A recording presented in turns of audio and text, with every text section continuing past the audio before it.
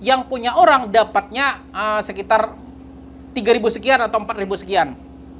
Nah, setelah punya kita ukur selisih 200 lebih tinggi punya kita. Kenapa bisa begitu? Bikinan kita fresh saat ini.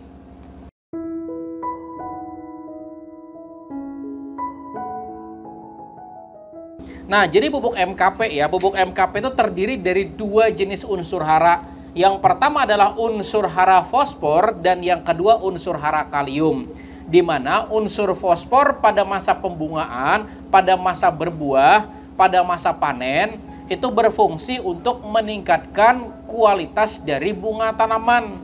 Artinya kalau tanaman bagus asupan fosfornya, maka bunganya juga bisa lebih berkualitas, lebih banyak, lebih rimbun bunganya. Selain itu juga, fosfor juga adalah unsur hara yang dapat memperkuat akar tanaman.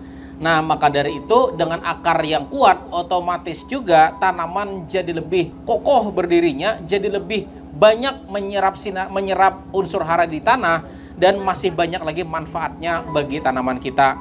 Sedangkan unsur kalium, kalium itu adalah unsur hara yang membantu distribusi atau membantu pengangkutan hasil fotosintesis. Ibaratnya kan kita habis acara ini kan otomatis makan nih ceritanya, ya kan seperti itu. Nah, unsur hara kalium ini adalah orang yang mengangkut makanan dari dapur. Bayangkan makanan di dapur, orang acara di dapur apa di luar? Bayangkan orang acara tidak ada yang bawa makanan dari dapur, kira-kira di luar bisa makan tidak? Nah, itu peran unsur kalium itu adalah dia yang membantu mengangkut. Nah, jadi kenapa selama ini tanamanku buahnya kecil-kecil?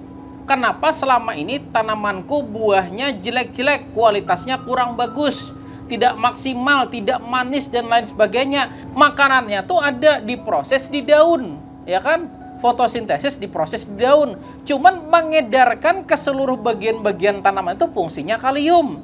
Orang yang mendistribusikannya ini kurang, otomatis ya tanaman kita jadi bakal kekurangan asupannya. Makanya unsur kalium ini penting untuk masa generatif. Dan pupuk MKP adalah pupuk yang memiliki 2 unsur hara tersebut, di mana ada unsur hara fosfor dan juga ada unsur hara kalium di dalamnya. Bapak Ibu semuanya, kita tadi sudah melaksanakan pembuatan pupuk MKP-nya, dan caranya sebetulnya sangat-sangat mudah dan cukup sebentar. Kenapa? Hanya dalam waktu 15 menit aja prosesnya selesai. Yang lama tadi mencari timbangan. Dan dalam pembuatannya tadi, nah caranya adalah kita mencampur 2 bahan yang mengandung kalium dan juga fosfor atau fosfat. Di mana bahan pertama yang dipakai ada kan yang bentuk serbuk serpihan tadi. Nah, bentuk serpihan tadi itu disebut dengan namanya kalium hidroksida. Jadi kalium hidroksida ya, KOH, kalium hidroksida. Jadi kalau kita praktek jadam sulfur kemarin tuh namanya natrium hidroksida atau soda api. Ini bukan. Jadi kalau Anda nanti kepengen bikin MKP, kalau beli online jangan sampai kebeli soda api karena salah. Karena soda api itu NaOH. Soda api itu rumus kimianya NaOH, kandungannya natrium. Sementara kalau yang tadi namanya KOH, kalium hidroksida, kandungannya kalium.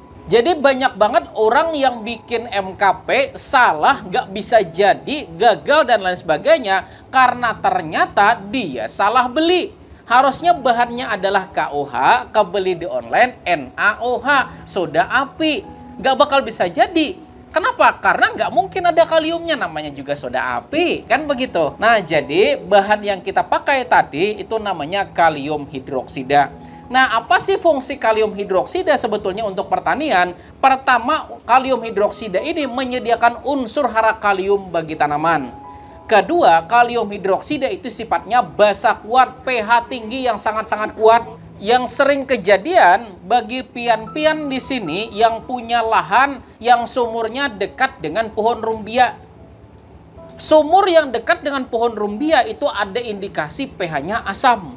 Kenapa selama ini pengendalian hama tidak mempan?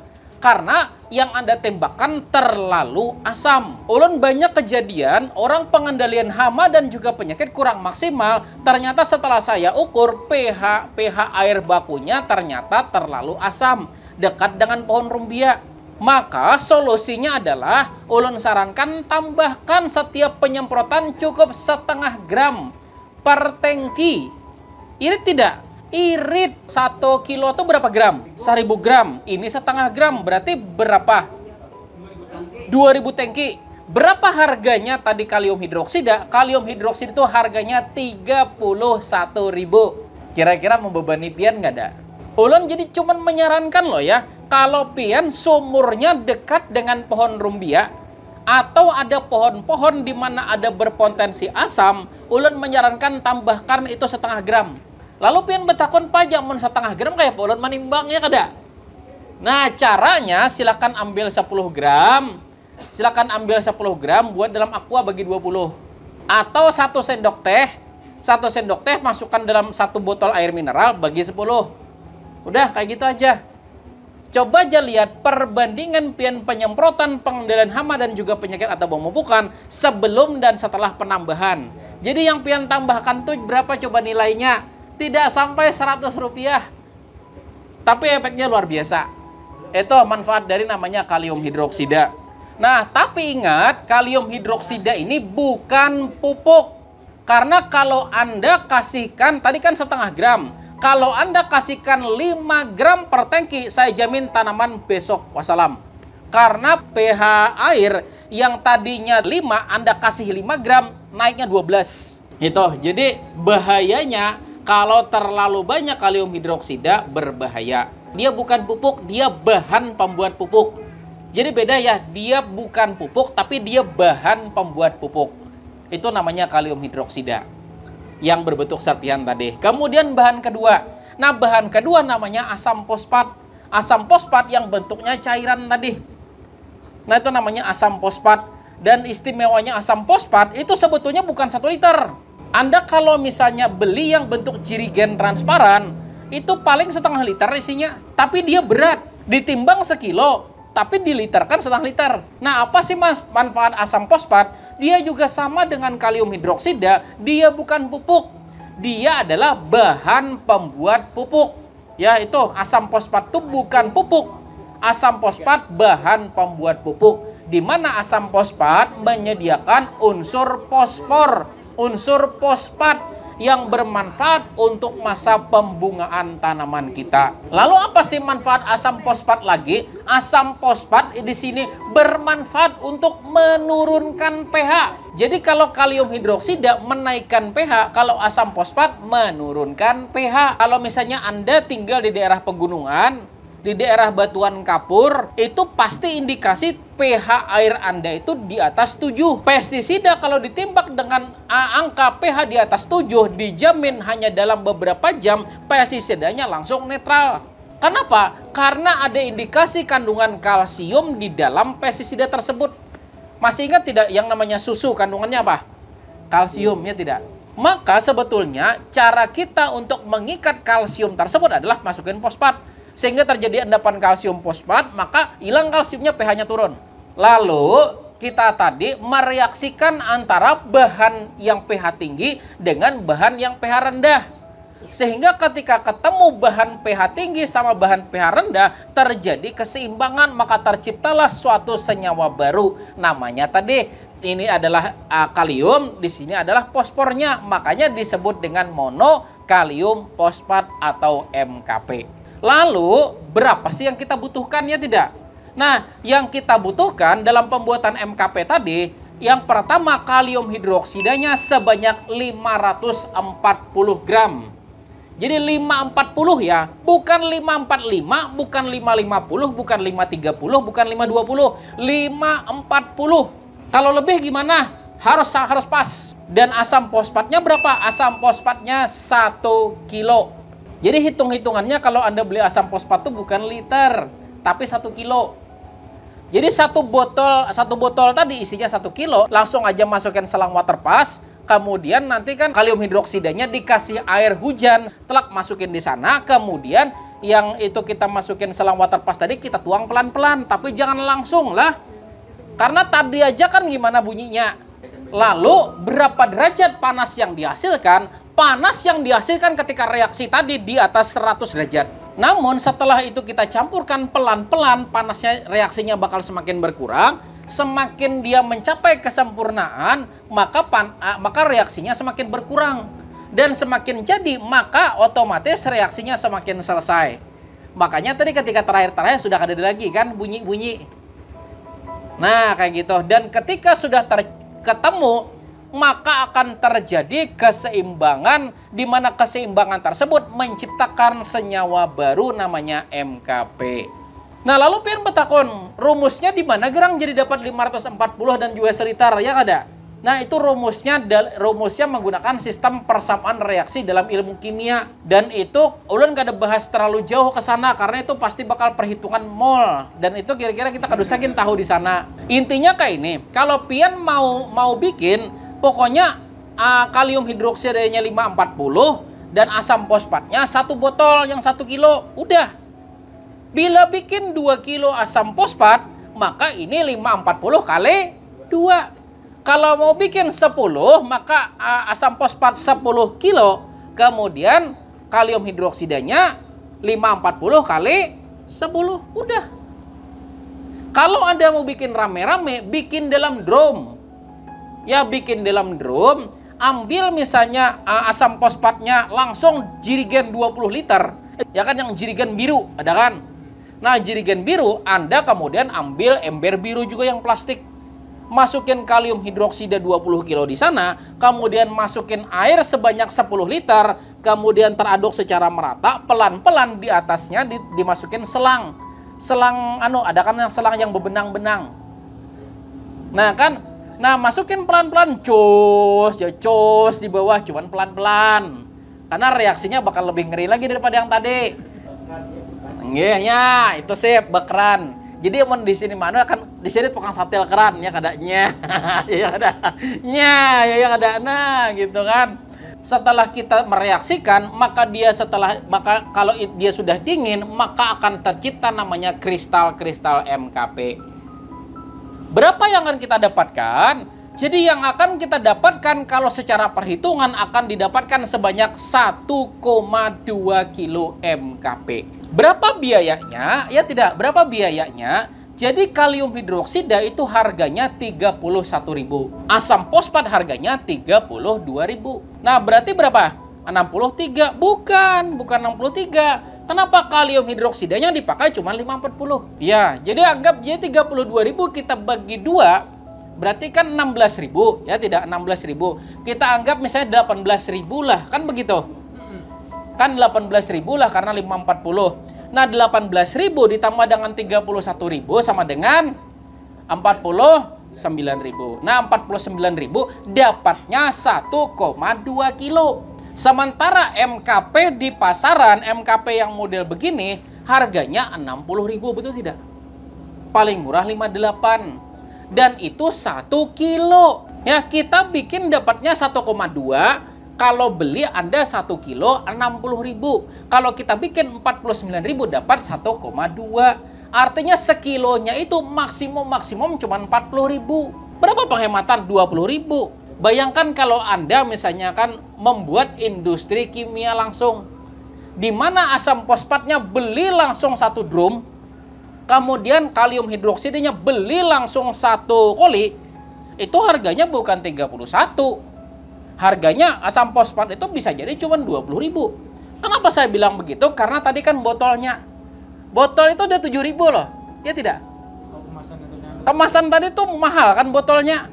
Itu 32.000 sudah sama botol. Artinya isi dalamnya berapa? 25. Kan begitu? 7.000 harga botol, isinya cuma 25. Itu kan botol harganya 7.000. Berarti kan sebetulnya cuma 25.